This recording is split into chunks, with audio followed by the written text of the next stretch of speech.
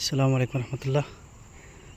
দেখুন গাইস, এখানে যারা আমাকে কমেন্ট করে কিছু কিছু লোকে জানতে চাইছেন যে আমার করলাটা কেমন হয়েছে। আমি তো বলছি এর আগে যখন নতুন অবস্থা আমি এখানে রোপণ করছি তখন বলছি কিছু কয়েকটা মাস পরে আমি আপডেট দেব।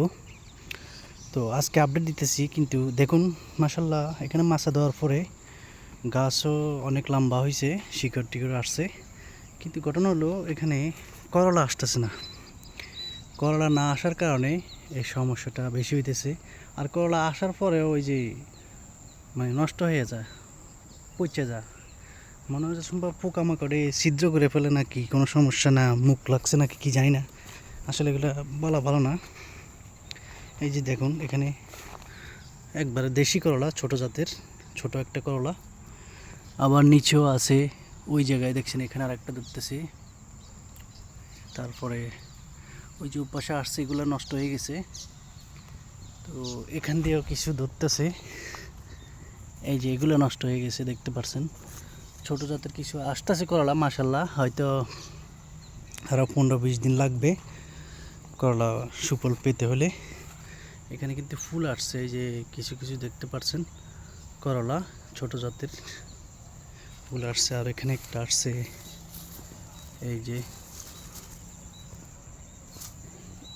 আর এই যে এখানে এইরকম হয়ে যায় সবগুলাই দেখতে পাচ্ছেন আপনারা নিশ্চয়ই। তো কেন হয় কী জন্য হয় জানি না, নষ্ট হয়ে যায়। মানে করলা ধরে, মাসাল্লাহ ধরে, কিন্তু ধরার পরে কয়েকটা দিন গেলে পরে এই সমস্যাটা হয়ে যায়। তো কেন হয় কী জন্য হয় সেটা জানি না, আপনারা একটু কমেন্টে জানাবেন।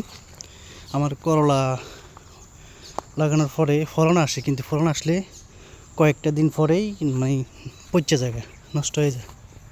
নষ্ট হওয়ার কারণ কি জানি না। তা আপনাদের যারা যারা কৃষিকাজ করেন বা কৃষিতে যুক্ত আছেন তারা অবশ্যই জানেন। দেখুন মাশাল্লাহ এখানে ফলন আসতেছে, প্রতিটা গাছে এখন কিন্তু ফলন আসতেছে, ফুল আসতেছে, কিন্তু করলা ধরে না। এই যে মানে করলা টিকে না বেশি দিন। এই যে একটা করলা, এই যে একটা করলা, ওই একটা করলা, মানে আসতেছে কিন্তু টিকে না। কেন টিকে না জানি না, পোকা মনে ছিদ্র করে ফেলা নাকি, নাকি পোকার ওষুধ দেওয়া লাগবে। এই দেখুন এখানে একটা করলা কত বড় হলো, কত বড় করলা, এই যে কিন্তু নষ্ট হয়ে গেছে।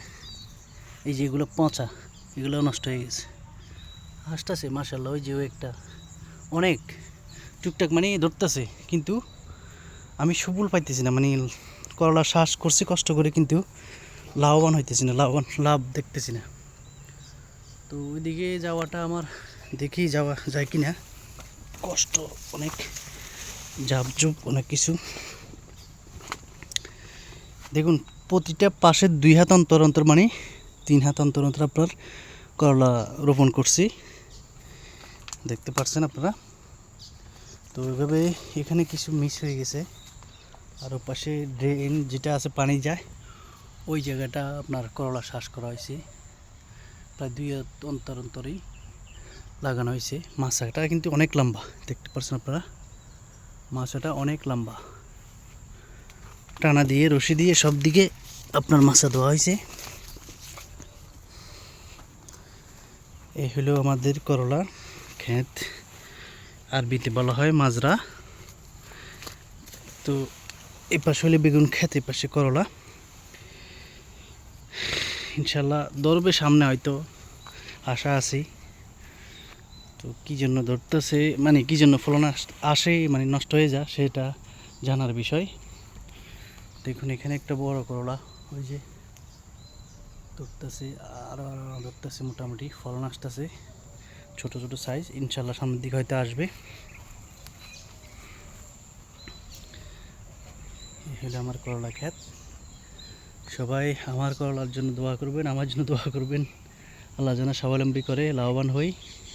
করলা কিন্তু অনেক দাম বর্তমানে, এখানে প্রায় 600 পয়সা কিলো পাইকারি, ওরা বিক্রি করে 801 রিয়াল, মানে বাংলাদেশের 300-350 টাকা কিলো খুচরা বাজারে।